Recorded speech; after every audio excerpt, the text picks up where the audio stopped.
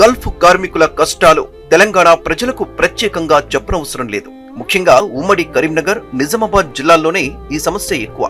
ఇక్కడ బతకలేక మంచి జీతం కోసం, జీవితం కోసం అప్పు చేసి మరీ గల్ఫ్కు వెళ్తారు. అవగాహన లేక అక్కడ చాలా మంది కొత్త కష్టాల బారిన పడుతున్నారు. ఏజెంట్ల మోసాల దగ్గర నుంచి పనిచేసే చోట జీతాలు ఇవ్వకపోవడం, యజమానుల చేతుల్లో చిత్రహింసలకు గురవడం, చట్టాల మీద అవగాహన లేక కేసుల్లో ఇరుక్కోవడం, ఏళ్ల తరబడి జైళ్లలో మగ్గిపోవడం లాంటి కష్టాలు ఎన్నెన్నో.